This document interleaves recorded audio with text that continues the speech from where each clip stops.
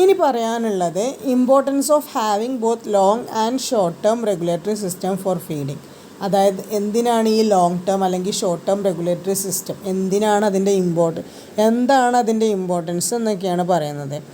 ഇപ്പോൾ long term regulatory system, ഫീഡിങ്ങിൻ്റെ long term regulatory system അതിൽ വരുന്നത് എന്താ വെച്ചാൽ അതിൽ ഇൻക്ലൂഡ് ചെയ്യുന്നത് എല്ലാ ന്യൂട്രീഷണൽ എനർജി ഫീഡ്ബാക്ക് മെക്കാനിസംസും അതിൽ പെടുന്നുണ്ട്.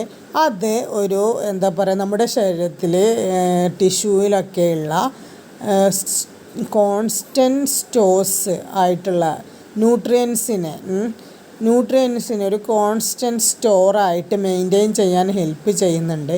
അതേപോലെ നമ്മുടെ എന്താ പറയുക, നമ്മൾ ഒരുപാട് കുറേ ഭക്ഷണം കഴിക്കുന്നതിൽ നിന്നും തീരെ ഇല്ലാതെ ടു ലോ ആവുന്നതിൽ നിന്നും ടു ഹൈ ആവുന്നതിൽ നിന്നും എന്ത് ചെയ്യുന്നുണ്ട്, പ്രിവെൻറ്റ് ചെയ്യുന്നുണ്ട്. അതായത് ലോങ് ടേം ആകുമ്പോൾ നമുക്കൊരു സ്റ്റോറേജ് ടിഷ്യൂസിലൊക്കെ നമുക്ക് ആ ഒരു ഫുഡിൻ്റെ അല്ലെങ്കിൽ ആ ഒരു ന്യൂട്രിയൻസിൻ്റെ സ്റ്റോറേജിനെ മെയിൻറ്റെയിൻ ചെയ്യാൻ കഴിയും. അതേപോലെ തന്നെ എല്ലാ ഫീഡ്ബാക്ക് മെക്കാനിസത്തിനെയും ഇൻക്ലൂഡ് ചെയ്യിക്കുന്നുണ്ട്. അതേപോലെ ഇത് എന്താ പറയുക, വളരെ കുറച്ച് ഫുഡ് ഇൻടേക്ക് അല്ലെങ്കിൽ വളരെ കൂടുതൽ എന്നുള്ള ആ ഒരു എന്താ പറയുക, ഒരുപാട് ഫുഡ് ഇൻടേക്ക് എന്നുള്ള ആ ഒരു ഫുഡിൻ്റെ അതിനെ എന്ത് ചെയ്യുന്നുണ്ട്, പ്രിവെൻറ്റ് ചെയ്യുന്നുണ്ട്. ഇനി ഷോർട്ട് ടേം റെഗുലേറ്ററി സ്റ്റിമുലൈ ആണ് എന്നുണ്ടെങ്കിൽ അത് മറ്റ് ചില രണ്ട് പർപ്പസാണ് അതിനുള്ളത്.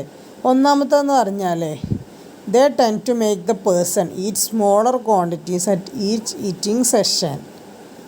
അതായത് അവർ വളരെ കുറഞ്ഞ അളവിൽ ആണ് ഓരോ ഭക്ഷണം കഴിക്കുന്ന സമയത്തും ഭക്ഷണം എടുക്കുന്നത്. കാരണം നമ്മൾ ഒരു ലോങ് ടേം അല്ല, നമുക്ക് ജസ്റ്റ് ആ സമയത്ത് വിശക്കുന്നു, അപ്പോൾ നമ്മൾ ഭക്ഷണം കഴിക്കുന്നു എന്നുള്ളതാണ്. അപ്പോൾ കുറഞ്ഞ ക്വാണ്ടിറ്റിയാണ് ഓരോ ഈറ്റിംഗ് സെഷൻസിലും എടുക്കുന്നത്.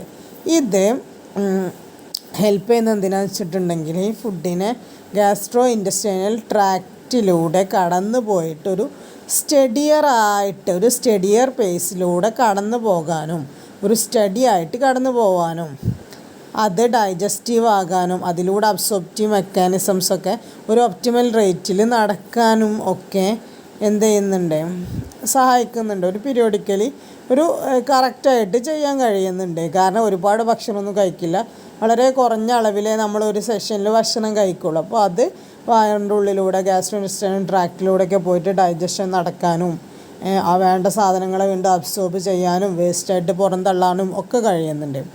രണ്ടാമത്തെ കാര്യം എന്താണെന്ന് വെച്ചിട്ടുണ്ടെങ്കിൽ അത് ഒരാളെ ഒരുപാട് ഭക്ഷണം eating amounts at each meal, ഓരോ ഭക്ഷണം കഴിക്കുന്ന സമയത്ത് നമ്മൾ എടുക്കുന്ന ഭക്ഷണത്തിൻ്റെ അളവിനെ കൺട്രോൾ ചെയ്യാൻ സഹായിക്കുന്നുണ്ട്. ഇനിയിപ്പോൾ നമ്മൾ ഒരുപാട് ഭക്ഷണം കഴിച്ചു എന്ന് തന്നെ ഇരിക്കുക ഒരു ഈറ്റിംഗ് സെഷനിൽ, അപ്പോൾ മെറ്റബോളിക് സ്റ്റോറേജ് സിസ്റ്റത്തിൽ എന്ത് ചെയ്യും, ആ ഒരു ഫുഡിനെ സ്റ്റോർ ചെയ്ത് വെക്കുകയാണ് ചെയ്യുന്നത്. അപ്പോൾ അങ്ങനെയും ഹെൽപ്പ് ചെയ്യുന്നുണ്ട്. Each meal that would be too much for metabolic storage system zones that all has been absorb. അതായത് നമ്മൾ ഒരു തവണ കഴിക്കേണ്ട ഭക്ഷണത്തിൽ കൂടുതൽ നമ്മൾ ഭക്ഷണം കഴിച്ചിട്ടുണ്ടെന്നുണ്ടെങ്കിൽ അത് സ്റ്റോർ ചെയ്ത് വെക്കുകയും ചെയ്യുന്നുണ്ട്. ഭക്ഷണമായിട്ടല്ല, അതായത് ആ ഒരു അതിനനുസരിച്ച് നമ്മൾ ഇൻടേക്കിന് കൺട്രോൾ ചെയ്ത് അതൊരു സ്റ്റോറേജ് ആക്കിയിട്ട് വെക്കുകയും ചെയ്യുന്നുണ്ട് ഈ ഒരു മെക്കാനിസത്തിൽ. അപ്പോൾ ഇപ്പോൾ ഷോർട്ടാണെങ്കിലും ലോങ് ആണെന്നുണ്ടെങ്കിലും വളരെ ഇമ്പോർട്ടൻ്റ് തന്നെയാണ്. ലോങ് ടേം ആണെന്നുണ്ടെങ്കിൽ നമുക്ക് എന്താ പറയുക, ജീവൻ അങ്ങനെ നിലനിർത്താനും എന്താ പറയുക, ആ ഒരു സ്റ്റോറേജിലൂടെ നമുക്ക് കുറച്ച് കാലം മീൻസ് അതായത് ഇപ്പോൾ ഒരു ദിവസമൊക്കെ നമുക്ക് ഭക്ഷണം കഴിക്കാതൊക്കെ ഇരിക്കാൻ കഴിയും. കാരണം നമ്മൾ ഓൾറെഡി ഭക്ഷണം കഴിച്ചത് ആ എനർജി സ്റ്റോർ ചെയ്ത് വെച്ചിട്ടുണ്ട് എന്നുണ്ടെങ്കിൽ.